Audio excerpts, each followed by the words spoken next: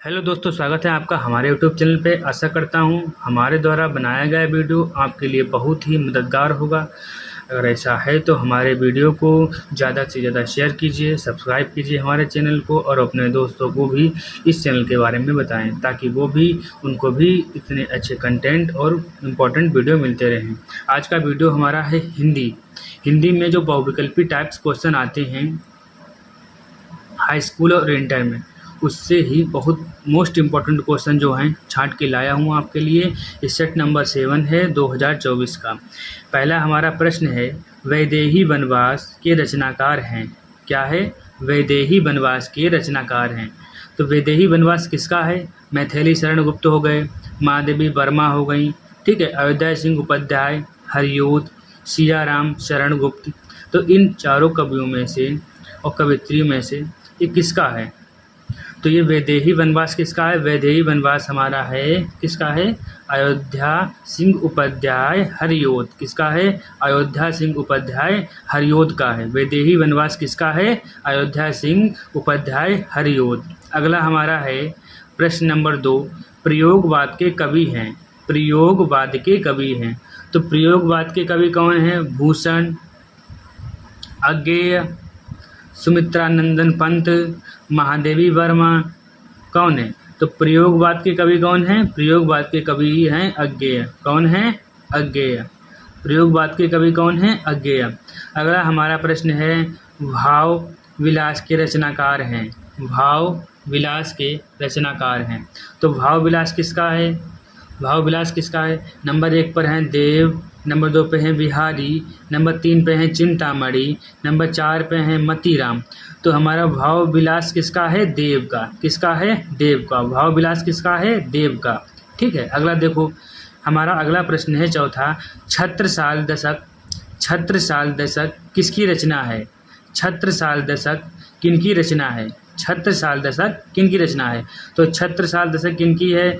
पद्माकर की है, बिहारी की है, भूषण की है, मतीराम की है। तो छत्रसाल दशक किसकी रचना है? भूषण की। किसकी है? भूषण की।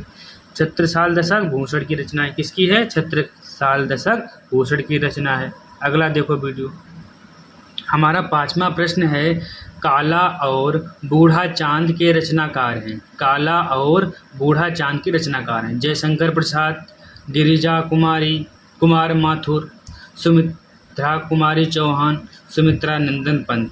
नंबर 1 पे हैं जयशंकर प्रसाद, गिरिजा कुमार माथुर, सुभद्रा कुमारी चौहान, सुमित्रा नंदन पंत। किसका? काला और बूढ़ा चांद। क्या है? काला और बूढ़ा चांद के रचनाकार कौन हैं? तो हमारे हैं सुमित्रा नंदन पंत। कौन है? सुमित्रा नंदन पंत। काला और बूढ़ा चांद किसका है? सुमित्रा नंदन पंत का। काला और बूढ़ा चांद किसका है? सुमित्रा नंदन पंत का। अगला हमारा है, नीड़ का निर्माण फिर किस विधा की रचना है? तो नंबर 1 पे जीवनी, नंबर 2 पे आत्मकथा, नंबर 3 पे रेखा चित्र, नंबर 4 पे एकांकी।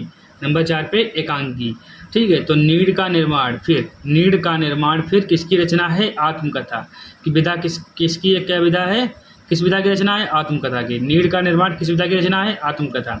नीड़ का निर्माण किस विधा की रचना है? आत्मकथा। ठीक है, ऐसे याद करेंगे। अगला हमारा प्रश्न है 7वां, निम्नलिखित में से शुक्ल युग के लेखक हैं। निम्नलिखित में से शुक्ल युग के लेखक हैं। 7वां प्रश्न हमारा है निम्नलिखित में शुक्ल युग के। तो शुक्ल युग के हमारे कौन हैं? नंबर 1 पे मोहन राकेश, अमृत राय, श्याम सुंदर दास, कमलेश्वर। तो शुक्ल युग के कौन है? तो शुक्ल युग के लेखक कौन हैं? तो शुक्ल युग के हमारे हैं श्याम सुंदर दास। शुक्ल युग के हैं श्याम सुंदर दास। अगला क्वेश्चन देखो, अगला क्वेश्चन हमारा है, निम्नलिखित कथनों में से कौन सा कथन सही है? तो निम्नलिखित जो कथन दिए गए इसमें कौन सा? देखो, पहला कथन हमारा है, शशांक के रचनाकार आचार्य रामचंद्र शुक्ल हैं। शशांक के रचनाकार रचनाकार आचार्य रामचंद्र शुक्ल हैं। दूसरा हमारा है, आकाशदीप कहानी के लेखक राम कुमार वर्मा हैं। आकाशदीप कहानी के लेखक राम कुमार वर्मा हैं। तीसरा हमारा है, भारतेंदु हरिश्चंद्र आलोचना साहित्य के जनक माने जाते हैं। आलोचना साहित्य के। क्या भूलूं क्या याद करूं निबंध के लेखक जयशंकर प्रसाद हैं। क्या भूलूं क्या याद करूं निबंध के लेखक जयशंकर प्रसाद हैं। तो हमारा इसमें कौन सा कथन सही है? हमारा कथन सही है इसमें ए वाला। कौन सा? शशांक के रचनाकार आचार्य रामचंद्र शुक्ल हैं। कौन सा? शशांक के रचनाकार आचार्य रामचंद्र शुक्ल हैं। अगला हमारा प्रश्न है कि परीक्षा गुरु, क्या प्रश्न है हमारा? परीक्षा गुरु किस विधा की रचना है? परीक्षा गुरु किस विधा की रचना है? तो परीक्षा गुरु हमारी किस विधा की रचना है? आत्मकथा हो गया, एकांकी हो गया, उपन्यास हो गया, रेखा चित्र हो गया। तो हमारा परीक्षा गुरु किस विधा की रचना है? तो परीक्षा गुरु हमारी उपन्यास विधा की रचना है। किस विधा की रचना है? उपन्यास विधा की रचना है। परीक्षा गुरु हमारी उपन्यास विधा की रचना है। अगला देखो, अगला हमारा है बाण भट्ट की आत्मकथा के रचनाकार हैं। बाण भट्ट की आत्मकथा के रचनाकार हैं। तो बाण भट्ट की आत्मकथा के रचनाकार जयशंकर प्रसाद जी हैं, हजारी प्रसाद द्विवेदी जी हैं, रागे राघव जी हैं, धर्मवीर भारती जी हैं। तो बाण भट्ट की आत्मकथा किसकी है? इसकी है जयशंकर प्रसाद की, हजारी प्रसाद द्विवेदी की, रागे राघव की या धर्मवीर भारती की। तो बाण भट्ट की आत्मकथा तो किसकी हमारी है? रागे राघव। किसकी है? रागे राघव। रागे राघव। अगला हमारा प्रश्न है रस के कितने अंग होते हैं? रस के कितने अंग होते हैं? तो रस के हमारे 5 अंग होते हैं, 4 अंग होते हैं, 3 अंग होते हैं या इनमें से कोई नहीं। तो बताना है कि रस के कितने अंग होते हैं। तो रस के कितने अंग होते हैं? रस के होते हैं 4 अंग। कितने अंग होते हैं रस के?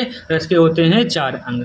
अगला है हमारा पायो जी मैंने राम रतन धन पायो, पंक्ति में कौन सा अलंकार है? कौन सा हमारा प्रश्न है? 12वां प्रश्न है। क्या पाया लिखा है इसमें? पायो जी मैंने राम रतन धन पायो, पंक्ति में कौन सा अलंकार है? तो इस पंक्ति में कौन सा अलंकार है? तो इस पंक्ति में हमारा कौन सा उपमा अलंकार है, रूपक अलंकार है, उत्प्रेक्षा अलंकार है या यमक अलंकार है? तो 12वां हमारा प्रश्न है कि पायो जी मैंने राम रतन धन पायो, इसका में कौन से अलंकार का प्रयोग हुआ है ये बताना है। तो इसमें कौन सा अलंकार का प्रयोग हुआ है? रूपक अलंकार। कौन सा? रूपक अलंकार। अगला हमारा है सोरठा के पहले चरण में कितनी मात्राएं होती हैं? सोरठा के पहले चरण में कितनी मात्राएं होती हैं? 13वां प्रश्न हमारा है सोरठा के पहले चरण में कितनी मात्राएं होती हैं? 13 होती हैं, 12 होती हैं या 11 होती हैं, 16। तो कितनी होती हैं? 11 मात्राएं होती हैं। सोरठा के पहले चरण में कितनी मात्राएं होती हैं? 11 मात्राएं होती हैं। अगला हमारा प्रश्न है निर्दयी शब्द। निर्दयी शब्द में प्रयुक्त उपसर्ग कौन सा है? निर्दयी शब्द में प्रयुक्त उपसर्ग कौन सा है? निर्दयी शब्द में प्रयुक्त उपसर्ग कौन सा है ये बताना हमको है। तो निर्दयी शब्द में कौन सा है? दया है, निर है, नी है या निर है या नीर है? तो निर्दयी, निर्दयी में क्या हुआ? निर। क्या हुआ? निर्दया। निर प्लस दया बन के बना हमारा है निर्दयी। तो क्या हमारा हो जाएगा इसमें? निर। क्या हो गया हमारा? निर। अगला हमारा है नील गाय में कौन सा समास है? कौन सा? नील गाय में कौन सा समास है? तो नील गाय में कौन सा समास है? कर्म धाराई समास, द्वंद्व समास या द्विग समास, बहुब्रीहि समास। तो हमारा कौन समास है? कर्म धाराई समास। कौन सा समास है? कर्म धाराई समास। नील गाय में हमारा कौन सा समास है? कर्म धाराई समास। अगला हमारा है खेत का तत्सम रूप क्या होता है? खेत का तत्सम रूप क्या होता है? तत्सम मतलब सही रूप। तो खेत का तत्सम रूप क्या होता है? भूमि, जमीन, क्षेत्र, पृथ्वी। तो खेत का तत्सम रूप होगा हमारा क्षेत्र। क्या होगा? क्षेत्र। क्या होगा हमारा? क्षेत्र। अगला हमारा है यशुमद। यशुमद शब्द का पंचमी विभक्ति। यशुमद शब्द का पंचमी विभक्ति बहुवचन का रूप होगा। यशुमद शब्द का पंचमी विभक्ति का बहुवचन रूप कौन सा होगा? युष्माकम, युष्माकम, युष्मास, युष्मत या त्वत्। तो त्वत् तो होगा नहीं क्योंकि इसमें ये तो पहले अक्षर नहीं आया है, ये तो उपयोग ही नहीं किया गया यू का, तो ये तो नहीं होगी। ये 3 ऑप्शन हैं। तो इनमें से बताना हमको है कि हमारा कौन सा होगा पंचमी विभक्ति का। तो पंचमी विभक्ति का हमारा होगा युष्मत। क्या होगा हमारा? युष्मत। अगला हमारा है भाववाच्य में किसकी प्रधानता होती है? भाववाच्य में किसकी प्रधानता होती है? तो किसकी होती है भाववाच्य में? तो भाववाच्य में भाव की प्रधानता होती है, लेकिन इसमें हमें दिया क्या गया? कर्ता की प्रधानता, कर्म की प्रधानता, क्रिया की प्रधानता। तो हमकारा कार्तिक रहेगा इसमें, इनमें से कोई नहीं, क्योंकि इसमें दिए नहीं है। तो भाववाच्य में किसकी प्रधानता होती है? इनमें से कोई नहीं। क्यों? क्योंकि इसमें ऑप्शन ही नहीं आया है। ओके, अगला प्रश्न देखो। अगला प्रश्न हमारा है 19वां, वाक्य के कितने तत्व होते हैं? वाक्य के कितने तत्व होते हैं? वाक्य के कितने तत्व होते हैं? तो वाक्य के कितने तत्व होते हैं? वाक्य के तत्व होते हैं 2, 4, 3, 8। तो वाक्य के कितने तत्व हुए? वाक्य के 2 तत्व होते हैं। कितने तत्व होते हैं वाक्य के? 2। अगला प्रश्न हमारा है, अभिकारी पद को अन्य किस नाम से जाना जाता है? अभिकारी पद को अन्य किस नाम से जाना जाता है? तो अपव्यय पद, अव्यय पद, व्यय पद या इनमें से कोई नहीं। अभिकारी पद को किस नाम से जाना जाता है? तो हमारा है अपव्यय पद, अव्यय पद, व्यय पद या इनमें से कोई नहीं। तो हमारा कौन सा रहेगा? अव्यय पद। अपकारी पद को हम अव्यय पद के नाम से जानते हैं। तो दोस्तों, आशा करता हूं कि हमारे द्वारा पढ़ाया गया ये 20 प्रश्न आपके बोर्ड एग्ज़ाम के लिए बहुत ही महत्वपूर्ण साबित होंगे।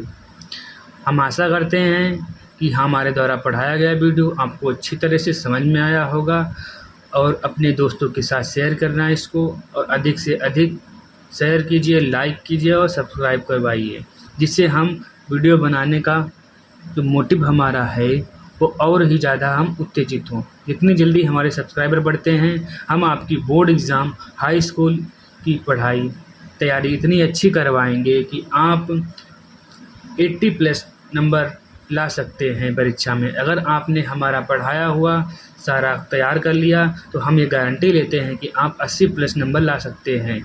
80+ नंबर से भी ज़्यादा ला सकते हैं आप, 90+ भी नंबर ला सकते हैं। ये आप पे डिपेंड है कि आप कितना याद रख पाते हैं। आशा करता हूँ कि हमारा वीडियो अधिक से अधिक लोगों के पास शेयर करोगे। धन्यवाद।